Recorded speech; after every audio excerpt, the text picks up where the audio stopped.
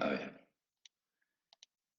Estamos ante la segunda parte del programa.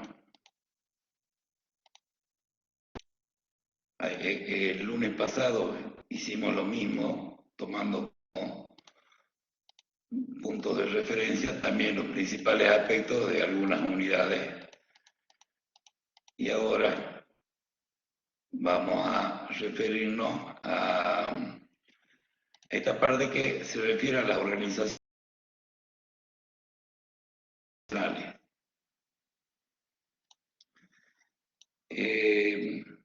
En la primera,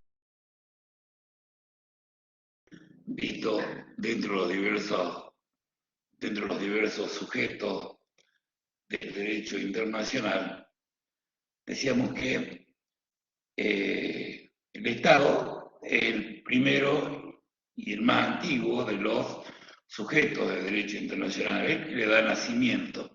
De alguna manera hemos visto que no solo es el destinatario, sino también esta particularidad de ser el creador de derecho internacional. Estas son los puntos que lo hacen muy particular a este derecho en cuanto a los sujetos. Pero a ver, abramos 2 minutitos mientras abro el programa. Ahí está. 2 minutitos y los invito a que participemos para preguntarnos sobre qué implica ser sujeto de derecho.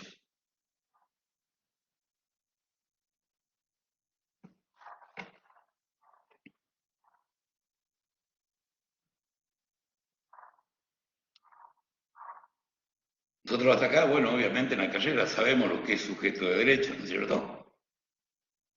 La pregunta es, ¿por qué decimos que algo o alguien, mejor, es sujeto de derecho?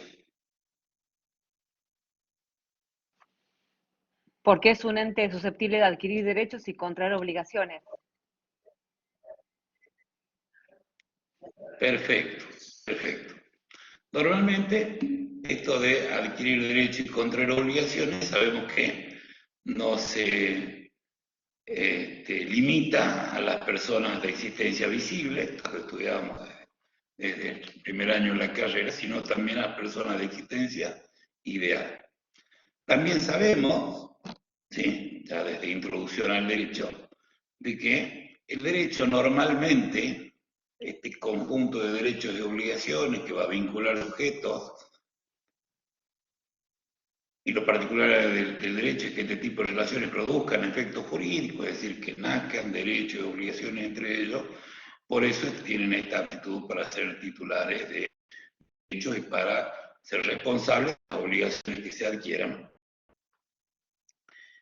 Se cumple normalmente, lo normal es que se cumpla de manera espontánea, pero cuando tal es así, que se cumple de manera espontánea, que nosotros gran parte de nuestra vida no hemos visibilizado la existencia del derecho, a pesar de que muchas de nuestras conductas, nuestros actos se desarrollaron dentro de este conjunto de valga la redundancia, de conductas que fueron produciendo efectos jurídicos sin que nos demos cuenta. Normalmente nos damos cuenta de que existe el derecho cuando se deja de cumplir de manera espontánea. Ahí aparece la expresión tengo derecho, bueno, y ahí es que ponemos en movimiento el ejercicio del derecho que me corresponde o debo hacer frente a la obligación que trae aparejado cuando asumí un tipo de responsabilidad. Cuando no se cumple, decíamos de manera espontánea, ¿qué hacemos ante el incumplimiento del derecho?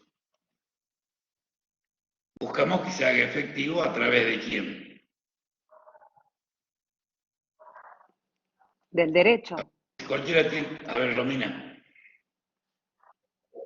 Sí, del derecho, bueno, pero ¿qué hacemos? Tengo derecho. ¿Y qué hago para que se cumpla el derecho? A través de eso, Romina. Acciones judiciales. Del derecho. Acciones. Exacto, acciones judiciales. Voy a recurrir al Estado para que a través del Poder Judicial se ponga en marcha un proceso y el Estado, en función de su poder coactivo, haga efectivo el derecho que entiendo debe, me asista. A eso nos vamos a dedicar dentro de muy poquito tiempo a trabajar y justamente conocer de qué manera podemos hacer efectivos estos derechos que entendemos nos competen. Sabemos también, por lo que seguramente ya hemos estudiado, que para presentarnos dentro de un proceso, sea como actor o defendiendo a alguien, ¿sí? Como demandante o demandado, estoy revestido, debemos estar revestidas, la persona que quiere hacer cumplir su derecho, de una legitimación procesal. Tenemos legitimación activa y legitimación pasiva. Solo aquel que es titular de un derecho tendrá legitimación activa para actuar. Se puede actuar solo contra quien esté revestido de legitimación pasiva, es decir, que tenga la entidad suficiente, que haya sido la persona o el sujeto a quien se le puede exigir el cumplimiento de una determinada obligación en función de la responsabilidad que hubiera exigido. Y ahí tenemos la legitimación pasiva. Si el deudor soy yo, Rafael no va a accionar contra Melissa, porque Melissa no está legitimada pasivamente, pero yo sí.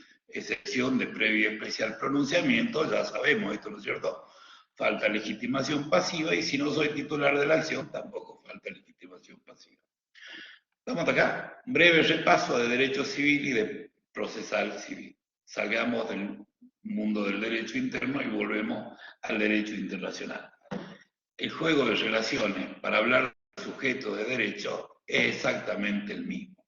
Para ser sujeto de derecho internacional, entonces, en primer lugar, tengo que tener aptitud para ser titular de derechos y obligaciones. Consecuentemente, con ello, ante el incumplimiento del derecho de manera espontánea, voy a recurrir a accionar de diversas maneras, ahora ya no frente al Estado, porque acá no hay Estado, no hay un poder judicial uniforme, ni existe universalmente un poder coactivo de un órgano superior. Esto lo estudiamos en la unidad 1, justamente por el carácter descentralizado que tiene el derecho internacional. Entonces, los sujetos no solo son los estados, quienes en primer lugar y a simple vista aparecen como sujetos de derecho, y quienes a la vez pueden tener legitimación activa o pasiva. Decimos, la diferencia está en que no vamos a recurrir ante un órgano judicial superior, sino que iremos por los medios de solución pacífica. Eventualmente, si es que podemos acceder a algún tribunal internacional entre las partes que se encuentren en conflicto por esta cuestión de incumplimiento de derechos y obligaciones o por la producción de un hecho ilícito internacional, podré recién acceder a un órgano judicial con función jurisdiccional, en la medida de que también y voluntariamente se acceda a él. La lógica, decíamos, la historia nos ha demostrado de que el Estado son, y a lo largo de prácticamente toda la historia, eran los únicos sujetos de derecho internacional. Pero por la necesidad de relaciones entre los diversos Estados, cuando existen intereses comunes, de a poco y a fuerza de cumplir con las propias necesidades, comenzaron a aparecer esto que hoy llamamos organizaciones internacionales. En primer lugar, y tal vez de manera más antigua, podemos, un hecho antiguo que puede traerse a colación como la simiente de una organización internacional, se ha dado en Europa. Obviamente también sabemos que la formación de este derecho internacional tiene una raíz en aquella Europa, que es el derecho internacional clásico y oligárquico, con el aprovechamiento del río Rin en Europa. El río Rin, como sabrán, discurre a lo largo de diversos estados, y cuando es el mismo recurso que está a cargo de diversos estados, necesariamente empezaron a ponerse de acuerdo de manera tal de que el aprovechamiento común de la navegabilidad de ese río pueda surgir como y satisfacer a todos los estados por lo que discurre, decíamos, ese río. Y ahí apareció la Comisión de Aprovechamiento del Río Rin. Fue tal vez la primera organización y tuvo la idea de tener algún grado de permanencia. El crecimiento de la tecnología o de las posibilidades de comunicación también trajo aparejada la necesidad de que vayan conformándose uniones o agrupaciones de estados que, bajo objetivos y fines comunes, pongan en primer lugar esos objetivos comunes y de alguna manera vean de qué manera llevan, valga la redundancia, acciones para satisfacer los objetivos comunes.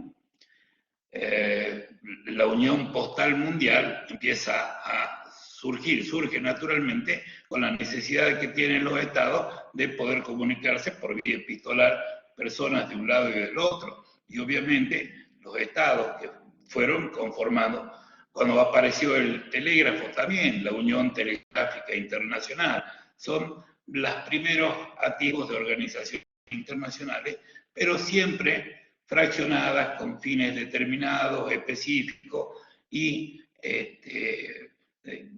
carente de una estabilidad, pero sí de algún tipo de institucionalidad. Entrado el siglo XX, podemos ya empezar a hablar de la aparición de otras formas de organización de diversos estados que ya van a, de alguna manera, superar la instancia del aprovechamiento, la resolución de cuestiones comunes y temporales para buscar algún tipo de estabilidad en esta idea. El detalle de la historia de las organizaciones internacionales, les recomiendo la lectura de Díez de Velasco, así que por una cuestión de brevedad no nos vamos a quedar en el tema, sino que vamos a tratar de ver qué pasa en la actualidad, ¿no? En todo caso. Una de las funciones... por favor, 2 segundos.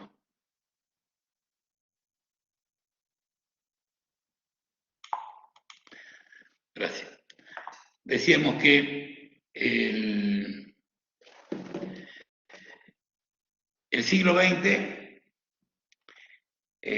realmente es un siglo de grandes transformaciones, avance tecnológico, las relaciones entre los estados, la diversidad de crecimiento y la ampliación de estados, cambia aquel derecho internacional clásico para tomar los visos de un derecho internacional al que hemos denominado contemporáneo y que tiene otras miradas y otros objetivos comunes que se van planteando.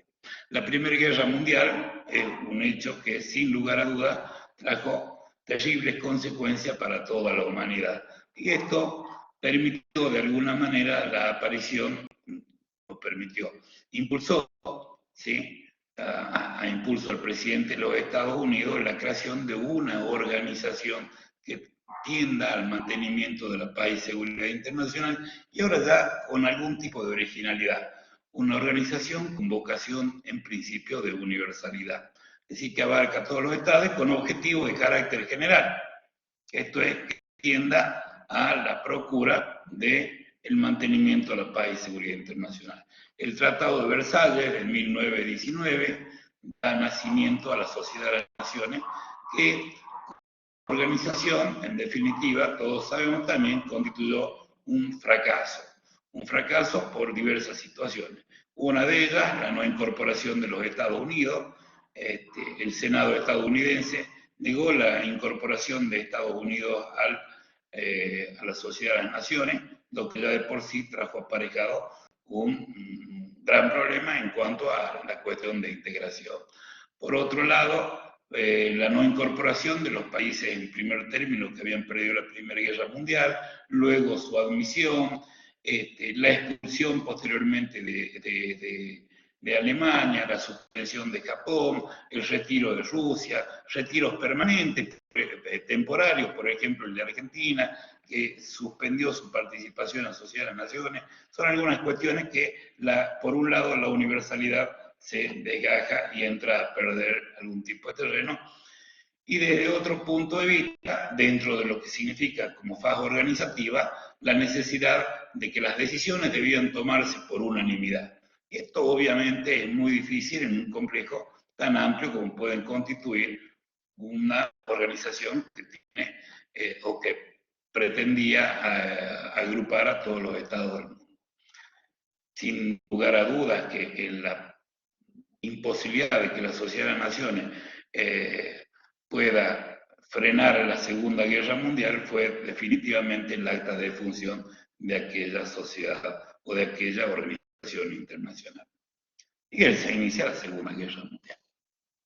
Hasta acá, brevemente, muy brevemente, si me esperan un segundito voy a acercar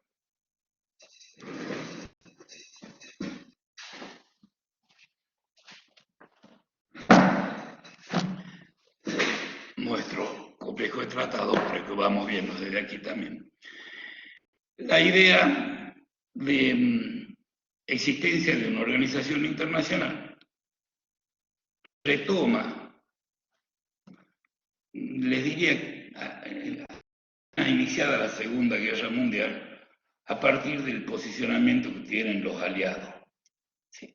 Los aliados, sabemos que la Guerra Mundial encuentra dos importantes frentes, los países del eje y los aliados, punto de partida, y todos los textos generalmente mencionan la Carta del Atlántico, que comienza diciendo: en algún lugar del Atlántico, arriba de un buque, cuyo nombre no recuerdo, se encuentra Winston Churchill, el primer ministro del Reino Unido, y Roosevelt, quienes desde ahí ya dan la idea de que transcurrida la Guerra Mundial va a ser necesaria una unión de naciones.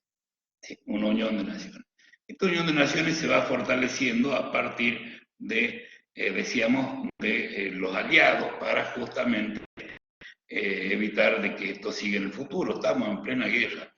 Si mal no recuerdo, otro de los hechos importantes, hay varios hechos en el medio, lo podemos ir tildando el texto directamente, pero quiero mencionarle la Carta de las Naciones firmada en Washington en 1942, no sé si 1 de diciembre, 1 de enero de 1942, a donde los estados aliados acuerdan que finalizada la guerra se va a llevar adelante una organización internacional. La remisión de Alemania, de Japón, en definitiva ya son los últimos impulsos, y en el medio, decía, aparecen distintas conferencias, la de Yalta, la de Malta, la declaración de Moscú, a donde los aliados van dando formas que terminan en la convocatoria a una conferencia internacional que se celebra en San Francisco, en Estados Unidos, y que da por resultado la Carta de Naciones Unidas y en consecuencia el nacimiento de la Organización de Naciones Unidas, que aparece, y a estos efectos, como paradigma de una organización internacional. Dejamos de momento la Organización de Naciones Unidas y lo vamos a referir muy brevemente a lo que podemos llamar la teoría de las organizaciones internacionales. Bien, ¿qué es necesario para que exista una organización internacional desde el derecho internacional? Si se animan a participar, podemos construir cuáles son los elementos necesarios para conformar una organización internacional. A ver, Melissa. Entiendo que las partes. O sea, una organización. ¿Quiénes son los estados? Y el consentimiento de querer firmar algún tratado o acordar algo. Perfecto, Melissa, ¿sí? Toda organización nacional tiene como punto de partida el acuerdo de dos o más estados. El objeto. Pero como nosotros ya sabemos que, bien, ya vamos a ver bien Romeo, pero como nosotros sabemos que no solo los estados son sujetos de derecho internacional y tenemos que tener una amplitud de pensamiento, una organización internacional va a surgir a partir de la voluntad de Estado, concepto restringido y mínimo, pero también entre organizaciones internacionales pueden conformar otra organización internacional a medida que medie la voluntad pero de básico, las partes que son el Estado. Romina plantea con muy buen criterio, el objeto. ¿Para qué? ¿Para qué? El instrumento. ¿Dónde va a estar el objeto? En el instrumento de su creación. Toda organización nacional parte de un tratado constitutivo. Toda organización internacional parte de un tratado constitutivo. Entonces ya tenemos miembros, integrantes, creadores, objeto, instrumento constitutivo. ¿Qué más necesitamos? Esto es lo básico. Sanciones ante el incumplimiento de lo que se haya pactado. Bueno, sí, perfecto, ante el incumplimiento, como cualquier tratado, ante el incumplimiento de las obligaciones asumidas dentro del tratado. Pero estamos hablando ahora, miremos qué necesitamos para que tengamos una organización. Órganos que los representen. Órganos que los representen. ¿Sí? Que pueden ser transitorios o permanentes. Si la organización internacional tiene la idea de permanencia en el tiempo, sin lugar a duda, que los órganos que representan para el cumplimiento de los objetos y de la finalidad de esa organización nacional deberá tener una organización propia. Y acá viene el otro elemento que vamos a agregar, corresponde con lo que intentamos dialogar al comienzo del encuentro. Personalidad jurídica internacional propia.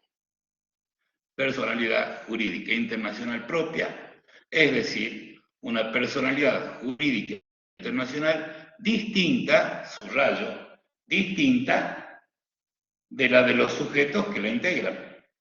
Si hablamos de una organización creada por diversos estados, la organización internacional entonces ha de tener una personalidad jurídica internacional distinta de la de los sujetos que integran esa organización. Este tema es clave para entender la responsabilidad internacional de los estados y responsabilidad internacional de las organizaciones internacionales.